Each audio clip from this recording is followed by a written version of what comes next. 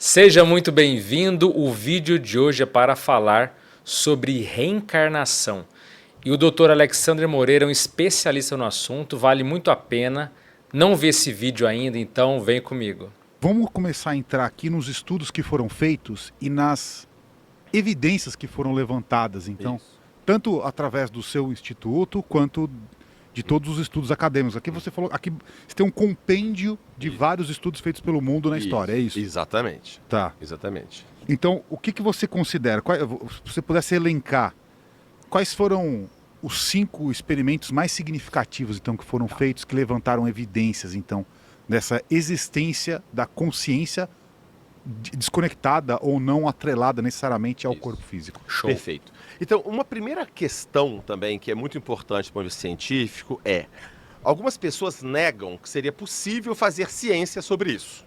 Perfeito. Ou seja, esse é um tema da religião, da filosofia. Vida após a morte não é um tema da ciência. Não é possível fazer ciência. Nem diz que se existe ou não. É apenas não é possível fazer ciência sobre isso. E nós discordamos junto com muitos outros pesquisadores. Por quê? É possível vir à ciência quando eu tenho formas de investigar objetivamente dados que vão apontar numa direção e outra.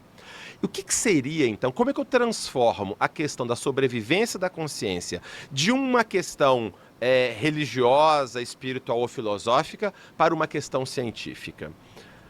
Vou dar um exemplo. Quando eu encontro um amigo meu, como é que eu sei que aquele é o meu amigo? Claro, eu olho para ele. Mas mesmo se eu não conseguisse ver o meu amigo, e quando eu encontro o meu amigo, eu espero a memória do meu amigo, a personalidade, o jeitão do meu amigo, as habilidades dele. Nós chamamos de continuidade do caráter e da memória. O que caracteriza o Alê é a sua memória e seu caráter, sua personalidade. É Exato. isso que eu espero. Muito bem. Agora imagina que esse meu amigo, um amigo meu querido, está viajando de ônibus e sofre um acidente terrível. O ônibus capota, pega fogo, um monte de gente morre queimada e ele sofre queimaduras graves, mas ele sobrevive. E aí, só que ele está desfigurado, eu não reconheço mais ele. Ele está completamente desfigurado e vamos imaginar que não tem teste de DNA. Como que eu vou saber que aquele amigo, aquele corpo desfigurado é meu amigo? Se aquele corpo desfigurado tiver as memórias do meu amigo, tiver a personalidade do meu amigo, as habilidades do meu amigo, eu vou saber que é meu amigo. Então, é claro. E se esse meu amigo tivesse morrido?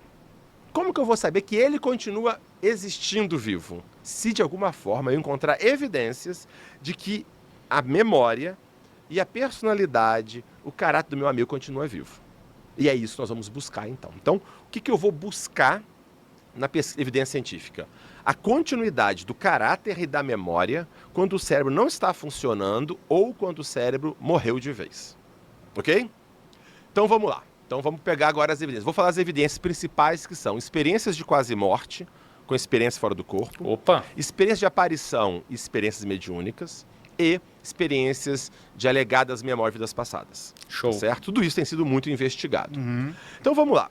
Experiências de quase morte. Experiência de quase morte, o que acontece? A pessoa está numa situação grave, risco de vida, e ela tem uma experiência transcendente.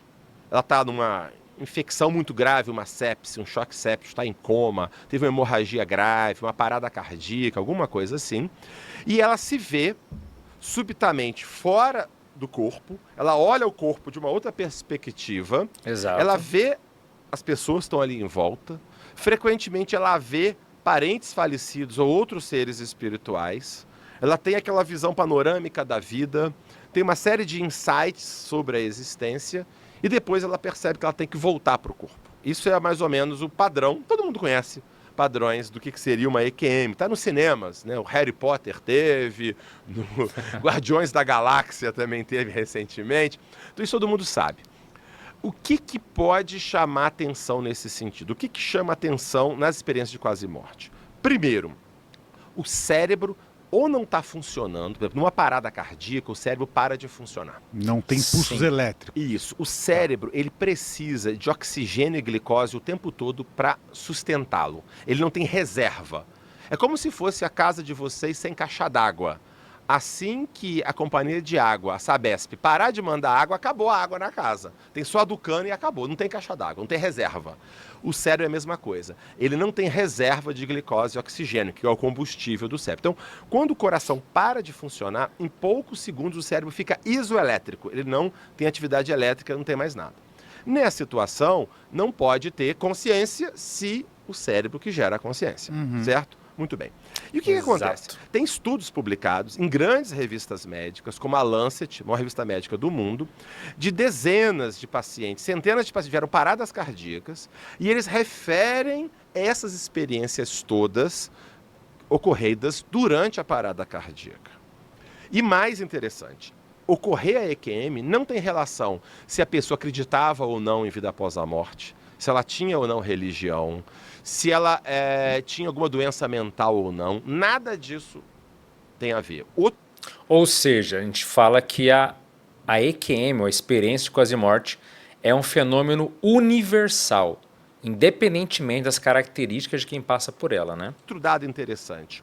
As memórias da EQM são memórias muito precisas e há estudos que analisam, tem escalas que analisam se a memória é fantasiosa ou não. E teve estudos que eles compararam a memória da EQM com uma memória fantasiosa que o indivíduo criou e com uma memória real do dia a dia dele. Aí, como esperado, a memória real pontuou mais do que a memória fantasiosa, mas o mais impressionante, a memória de EQM pontuou mais do que a memória real. As pessoas que têm EQM falam, isso que eu vivenciei é mais real do que a realidade. E o mais interessante, se avalia o paciente, às vezes, 30 anos depois, e a estabilidade do que a pessoa relata é impressionante. Há estudos publicados sobre tudo isso. Porque é algo tão vívido, é tão marcante que a pessoa não esquece nem os detalhes. Quando você se vê mais inteligente do que aqui, num estado de expansão da consciência, como em vários casos acontece, meu amigo, depois de 50 anos pode acontecer. Isso explica também por que certas crianças que têm quase morte infantil, elas também têm uma memória tão forte que mesmo adultas, depois de muitas décadas, a recordação é exatamente igual, mesmo que tenha acontecido no período infantil, entende? Então, isso transcende o cérebro, é um outro processo, é uma prova de fato da vida após a vida. E vou contar um caso muito interessante, publicado na revista Lancet, é um caso clássico, isso que eu vou contar, publicado numa grande revista médica. Uma pessoa estava andando na Holanda, na rua. De repente, ele tem uma parada cardíaca. Teve um infarto, uma parada cardíaca. Ele é levado correndo para o hospital. Ele chega morto, coração parado, pupila em midríase fixa. A pupila, a gente sabe, a menina dos olhos, quando a gente joga a luz, ela contrai. Isso é um reflexo muito básico de tronco cerebral. É um modo de avaliar se o básico já está funcionando. Você estava em midríase fixa, você estava com a pupila dilatada, que não mexia, paciente todo roxo, cianótico, coração parado, e começaram a reanimar o paciente. Começaram a tentar reanimar o paciente, adrenalina e choque, e o paciente não voltava, e eles tentando, quase meia hora, já desistindo de reanimar o paciente volta o coração. O paciente continuava em coma, volta o coração a bater, e eles levam o paciente para a UTI, depois a gente melhora, fica consciente e vai para a enfermaria.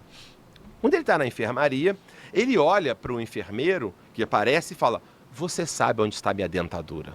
O enfermeiro olha para a cara dele assim e fala, sim, você estava aqui quando eu cheguei aqui no hospital. O enfermeiro ficou assustado porque era verdade.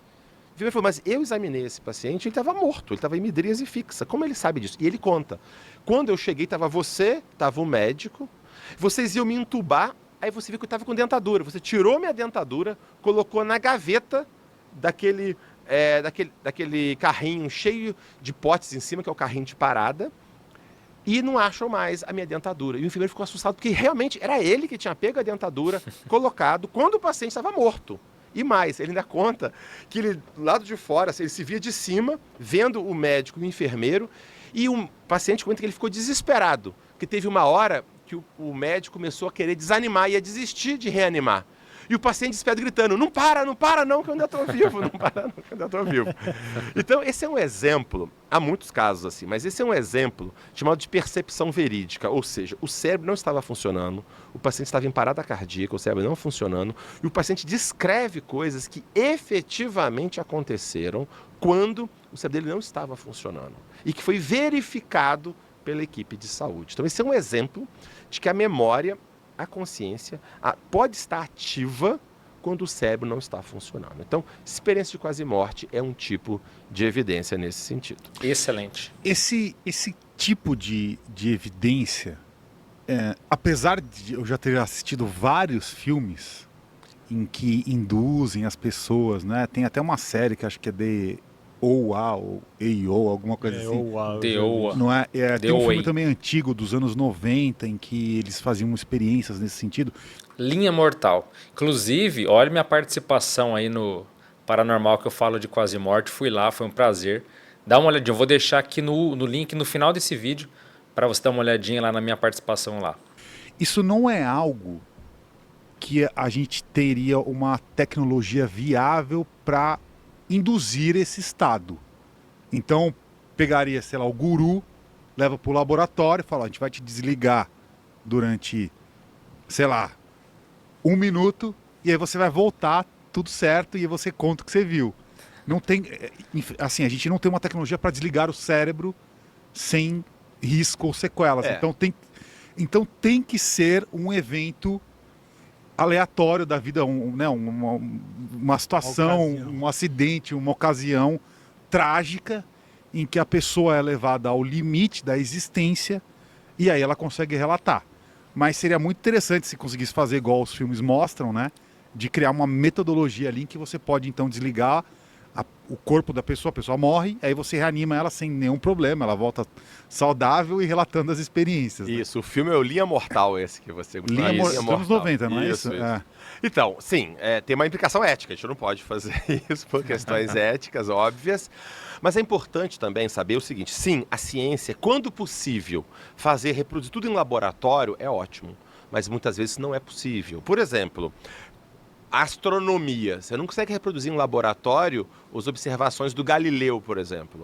Você não pode reproduzir em laboratório a extinção dos dinossauros. Você não consegue reproduzir em laboratório o que Darwin viu nas Ilhas Galápagos para fazer a evolução das espécies. Então, nem sempre a gente consegue reproduzir tudo em laboratório. Mas, como eu comentei, o que vai acontecer, um dado importante que a gente fala muito no livro também, é a convergência de evidências que vão apontando. Isso é muito importante. Hoje em dia, em ciência, a gente não considera que exista a prova definitiva de qualquer coisa. Nem na física, nem na química. Não existe prova definitiva de qualquer coisa. O que nós temos é o acúmulo de evidências numa direção que vai convergindo, apontando para uma hipótese melhor para explicar o fenômeno. Inclusive o Darwin tem um caso muito interessante. Mandaram uma vez uma carta para o Darwin dizendo o seguinte, poxa Darwin, eu acho muito bacana a sua teoria da evolução por seleção natural, mas eu não estou muito convencido, eu quero a prova cabal. E o Darwin responde a carta, eu entendo a sua dúvida, porque não existe a prova cabal. O que existe é que a teoria da seleção natural dá conta de um conjunto de fenômenos muito diversos que você não consegue explicar se não for a partir da seleção natural. Então, é isso que nós vamos falar, vai ter uma convergência de dados. Eu estou resumindo dados de EQM, mas tem outros dados, por exemplo, de EQM muito interessante que alguns falam, a pessoa, as hipóteses mais materialistas sobre EQM. Então, primeiro, então vamos lá, EQM, quais as explicações convencionais? A pessoa fantasia isso porque ela tem uma crença religiosa, então ela acredita que vai sobreviver após a morte. Então ela fantasia isso. Não tem relação a pessoa ter crença ou não. A pessoa viu na televisão, hoje em dia todo mundo conhece casos de EQM. Tem estudos comparando descrições de EQM antes e depois de EQM ficar famoso. EQM ficou famoso nos anos 70, com o livro Vida Depois da Vida, do Raymond Moody Jr., um psiquiatra e filósofo. Ele criou o termo EQM, inclusive. E há estudos comparando as EQMs antes e depois, é muito parecido. Antes e depois, não é a questão de aprendizado. E há um livro muito interessante também, do autor Gregory Shushan, um pesquisador que está nos Estados Unidos atualmente, em que ele é antropólogo e historiador, ele comparou descrições de EQM desde a China, 700 anos antes de Cristo, a Grécia, Roma, África, indígenas nas Américas, como a estrutura básica da vivência é muito próxima, mostrando que é um fenômeno universal e sempre compreendido como uma demonstração dessa sobrevivência da consciência. Então, vai se mostrar outra explicação também. A EQM, ela é uma questão de doença mental. Não, estudos mostram que tem a ver com doença mental. A EQM é porque a pessoa tomou um monte de remédios na UTI e aí ela ficou meio alucinando. Não tem relação com a de remédios que a pessoa toma. Então, a EQM é uma fantasia. Como eu falei, as escalas de fantasia mostram que a memória é muito mais sustentada do que uma memória fantasiosa, o mesmo com a memória habitual.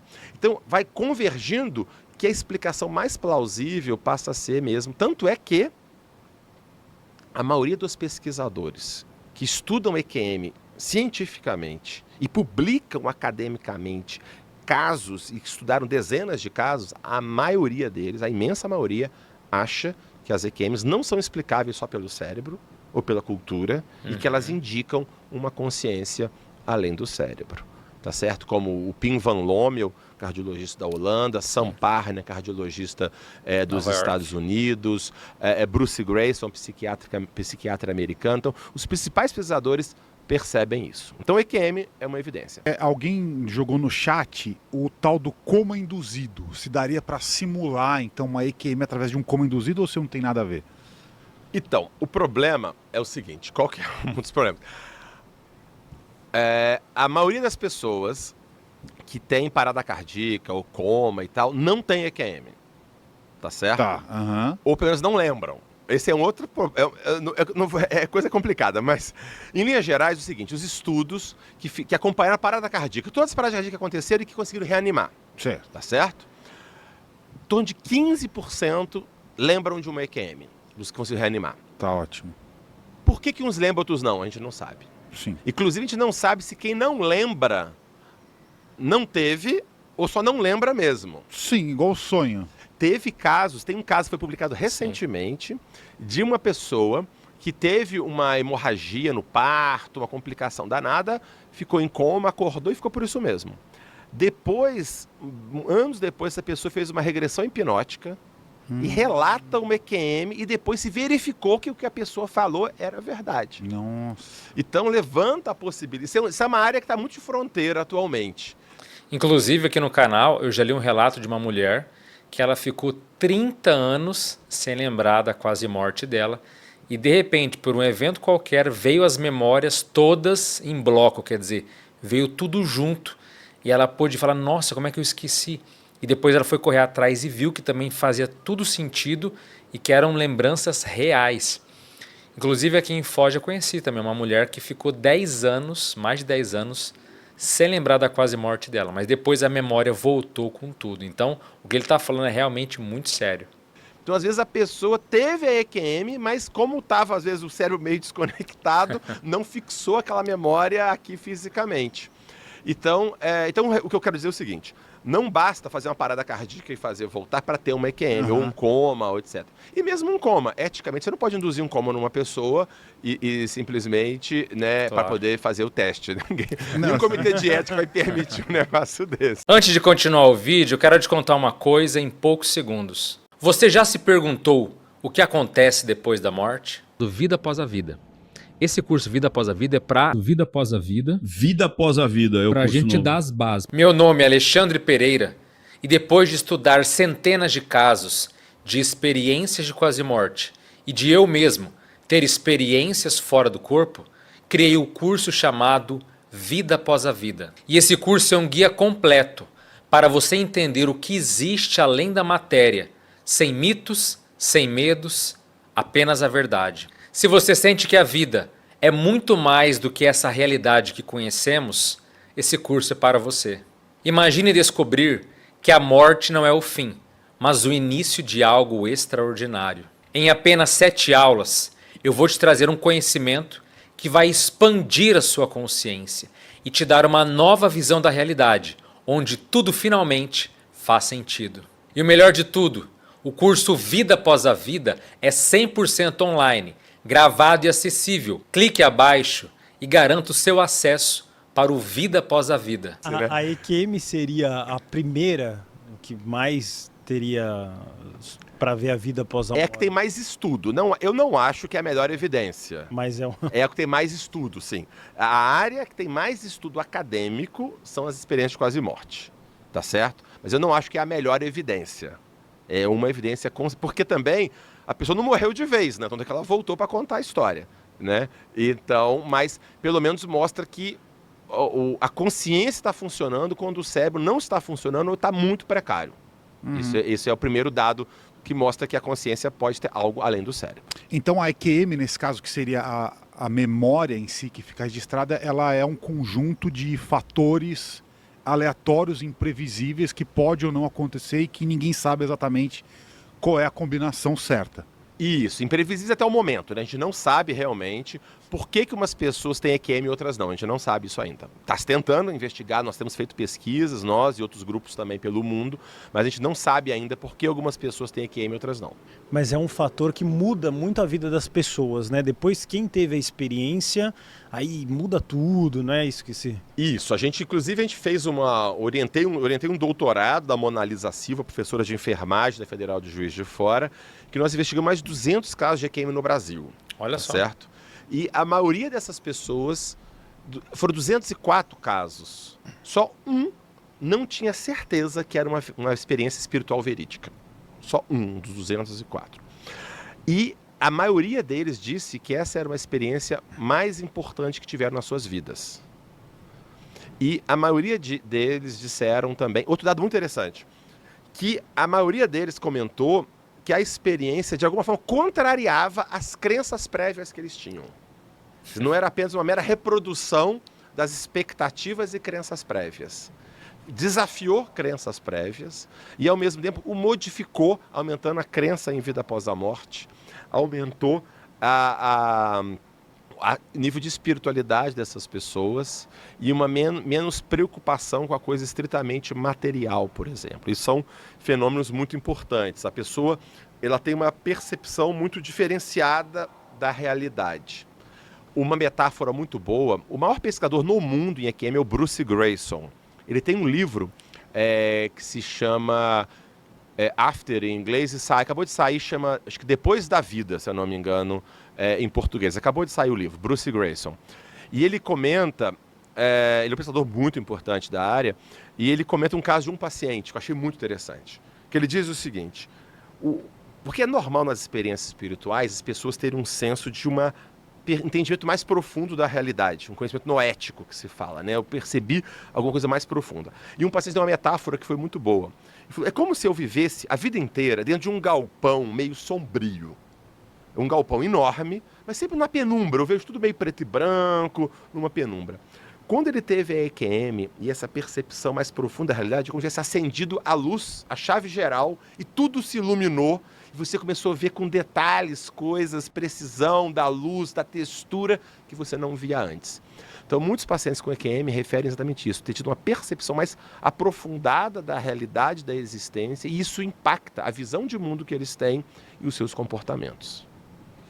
Tá, nesse caso, só uma curiosidade, assim, mas como que se dá esse estudo de EQM? Porque, por exemplo, se a gente for num hospital em que tem pessoas morrendo e não morrendo o tempo todo, o que vai acontecer ali? Um paciente acabou de passar nesse exato minuto aqui no hospital vizinho por um ataque cardíaco e foi reanimado.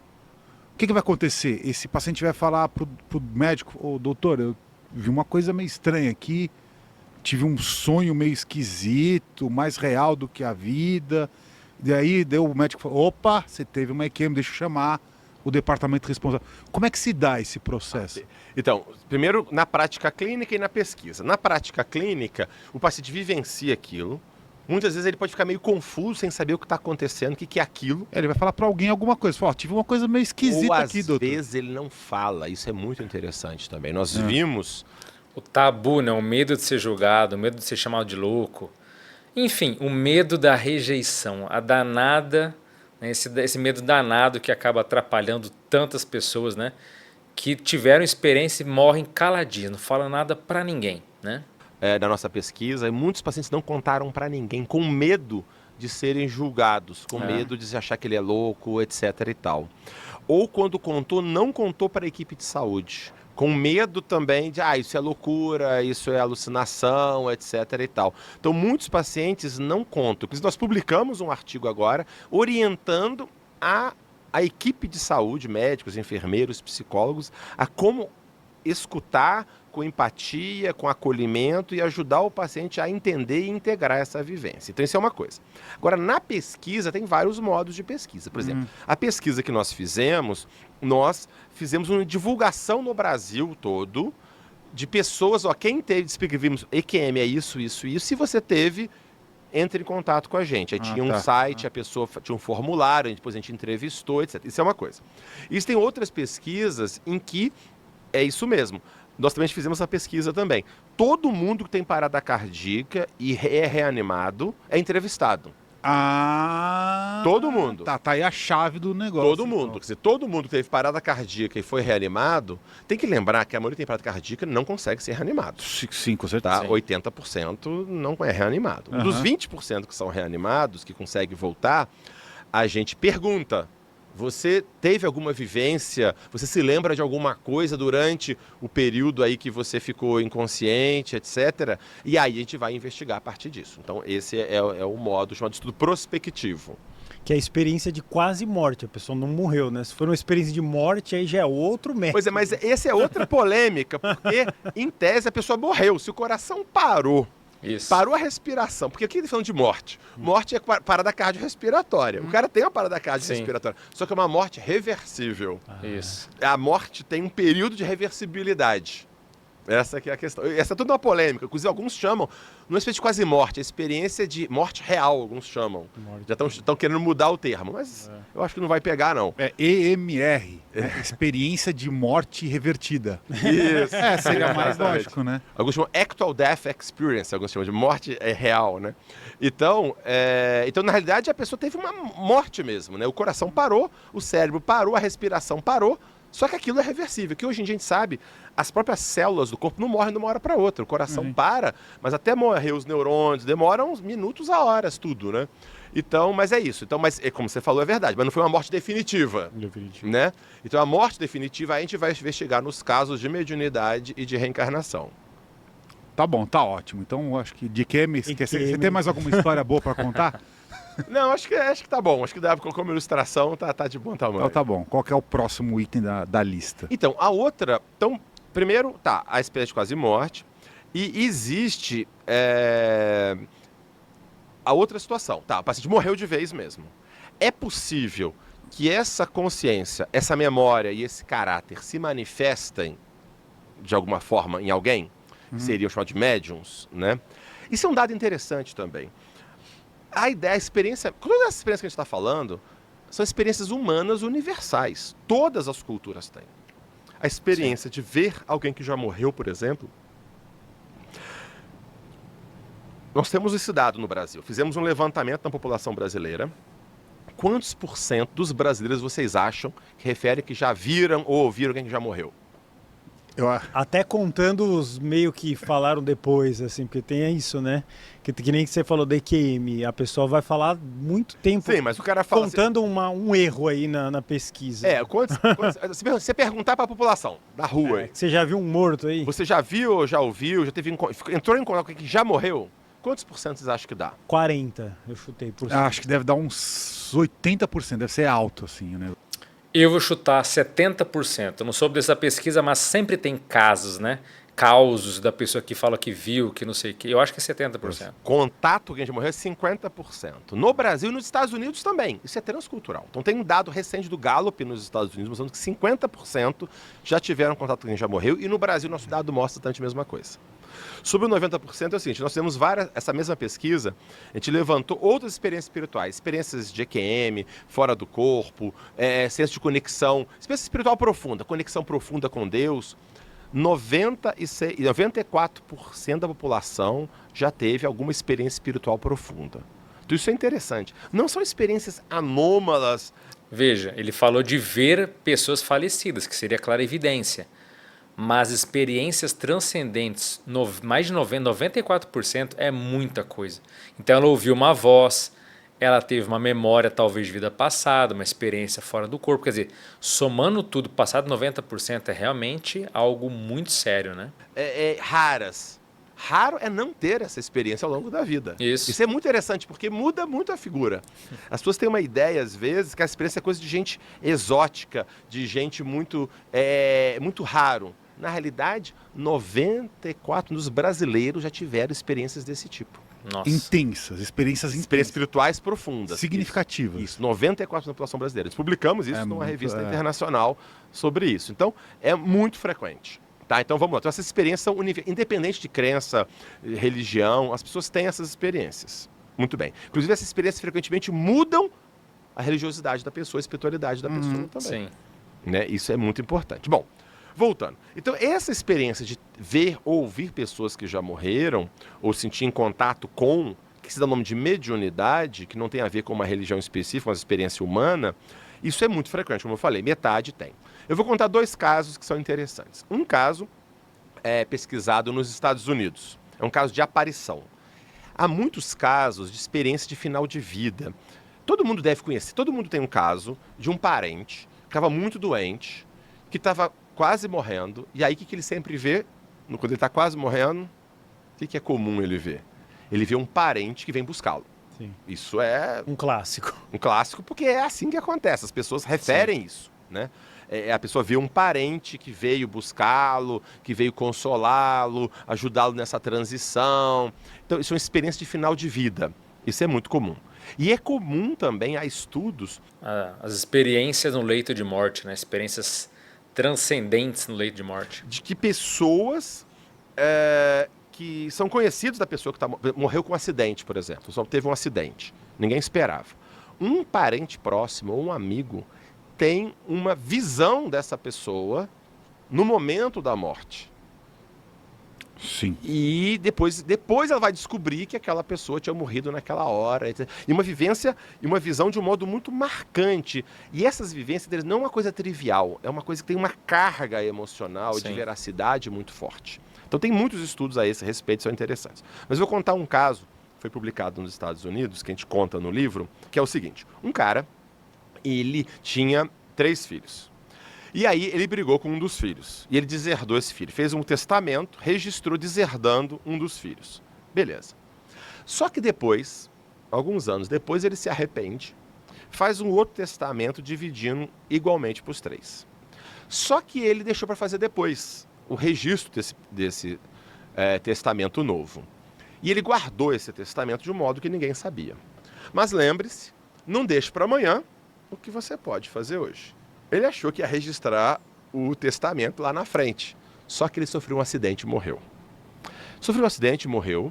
E aí o testamento foi o que se conhecia, era o testamento do deserdado lá. E aí, assim foi feito. Foi deserdado um dos filhos, os outros 2 receberam toda a herança. E assim ficou. O filho deserdado, alguns anos depois, ele começa a ter visões do pai à noite no pé da cama dele. Ele começa a ter visão, ele começa a ficar assustado, com medo, com aquela questão toda e tal. E uma dessas aparições, o pai aparece com um casaco, um sobretudo, falando com o filho o seguinte: o testamento está no bolso deste meu casaco. Ele teve essa visão. E ele foi tentar ele acordou e foi tentar descobrir onde estava esse casaco. Foi na casa da mãe, mas falou, não está aqui, está na casa do seu outro irmão. Foram na casa do outro irmão e descobriram o casaco. E acharam o bolso do casaco. O bolso estava costurado. Eles tiraram a costura do bolso e tinha um papel escrito ali. Escrito assim no bolso. O testamento está na velha Bíblia do pai. Aí foram tentar localizar onde estava essa Bíblia. Estava na casa da mãe. E acharam a Bíblia. Na Bíblia estava numa página dobrada, por sinal, uma página do Antigo Testamento em que havia uma questão de pai e filho, que era a questão de Jacó lá e tudo, de pai e filho, e ali estava o testamento com ele distribuindo igualmente. Isso foi levado à justiça, foi feito um reconhecimento da caligrafia do pai e foi registrado e aceito. O que significa isso? Significa que foi essa visão, poderia ser uma alucinação, a pessoa alucinou e tal, pode. Mas como que essa alucinação vai trazer uma informação que nenhuma pessoa tem? Não via nenhuma pessoa viva que sabia da existência deste testamento. Ninguém sabia da existência desse testamento. Exato. E, ao mesmo tempo, se aquele pai efetivamente fez aquele testamento e queria que aquilo acontecesse, ou seja, havia uma intenção dele de que se cumprisse aquele testamento. Ou seja, houve uma demonstração do interesse, da intenção, da vontade e da memória daquele pai se manifestando ali. Então, esse é um exemplo de uma aparição que não pode ser uma mera alucinação, porque ela traz informações verídicas, verificáveis e, neste caso, compatíveis com a continuidade da intenção do pai e com a continuidade da memória do pai. Ok? Muito boa essa história, hein? Tem mais uma história dessa? Tem mais uma outra boa. Essa tá no livro. Tá no também, livro, eu tá li no aqui, livro. muito bom. Tá no livro. Esse é o caso do Chafim, esse se chama Chafim, esse caso. Olha, muito legal. Inclusive, convido todos a acompanhar o Dr. Alexandre Moreira lá no Insta dele, ele é muito bom. Inclusive, recentemente ele publicou uma pesquisa que mostrou que as pessoas com mediunidade, né, quer dizer, com sensitividade ou com parapsiquismo, que elas têm alterações genéticas. Um estudo muito interessante. Então, acompanhe o trabalho dele, vale muito a pena. Ele é um cara muito sério e que tem já é um pesquisador, um cientista com uma visão muito mais aberta e que vai a fundo nos temas. Mas o que eu quero frisar aqui nesse final é o seguinte, é essa comprovação que ele falou agora. Como é que pode aparecer um pai e falar algo e que todo mundo vai lá e depois comprova? E casos assim estão cheios nas experiências transcendentes, ou nos fenômenos parapsíquicos como um todo. E esses fenômenos podem ser tanto a saída do corpo, a experiência de quase morte, uma clarividência, uma clareaudiência, que é você ouvir o espírito, a consciência falando com você. Isso que é o mais importante, é você, inclusive você mesmo. Quando você tiver suas próprias experiências, vá lá, comprove. Eu lembro de uma vez, né, conversando, uma vez que eu estava dando um curso de saída do corpo, há muitos anos atrás, uma mulher comentou que ela de repente se viu fora do corpo espontaneamente e ela se viu boiando acima da casa dela. Quando ela foi voando acima do vizinho, ela reparou que tinha um carro branco ali. Eu não me lembro agora se era uma Kombi, era um carro diferente lá. E ela pensou, mas espera aí, meu vizinho não tem esse carro. Peraí, será que eu estou sonhando? Não, mas eu não estou sonhando, eu estou fora do meu corpo, está tudo real. Mas aquele carro ali, o que ele está fazendo ali? Eu sei que ela volta para o corpo inconformada, né? Ela vai lá até o vizinho, né? Não sei se ela subiu no muro, como é que ela fez, mas ela olhou e o carro estava lá, do jeitinho que ela viu. A mesma cor, a mesma... tudo igual, perfeito. Estão entendendo? Então, a comprovação é que é a chave. Mesmo que a ciência não possa ainda, como ele mesmo falou, comprovar de uma forma categórica, isso vai levar muito tempo provavelmente, né? Vamos ver como é que o curso da vida humana vai seguir, mas o mais importante é a autocomprovação. Porque quando você tem um fenômeno e você vai até lá e você comprova por você mesmo, acabou. Ah não, mas tem a pesquisa ali, então acabou. A autocomprovação, você saiu do corpo, viu algo, até já vi casos assim, da pessoa, né, sai do corpo, vai até a casa de alguém na madrugada, vê a pessoa saltando a geladeira, depois volta e fala, você estava com a roupa tal, você comeu tal coisa, a hora era tal, e a pessoa fala, como é que você sabe? Você estava aqui em casa, tem uma câmera escondida, o que está acontecendo? Entendeu? Essa comprovação, não é para provar para o outro, né? Mas é legal você checar. Mas a autocomprovação, gente, isso não tem preço. Isso é um divisor de águas, isso muda a vida, isso muda a existência. Porque a partir daquele momento, você chancelou para si próprio. Eu confirmei, existe a vida após a morte. Eu sou testemunha disso. Está totalmente comprovado para mim. Porque não tinha como ser uma alucinação, um delírio ou algo nesse sentido. Entende? Então, esse ponto é fundamental, a sua autocomprovação. Adorei o vídeo, gostei demais, mas e você? O que você achou? Isso que ele falou faz sentido? As experiências de quase mortes existem, não existem? São fantasias? Você tem uma outra explicação para isso? Coloque nos comentários aqui. E também curta o vídeo. Aliás, se você lembrou de alguém durante esse episódio, mande para aquela pessoa ou para aquele grupo se esses assuntos, essas informações possam agregar alguma coisa para eles. Então, eu fico por aqui. Eu sou Alexandre Pereira, Desejo um forte abraço a todos, as melhores energias para você. Até a próxima. Valeu!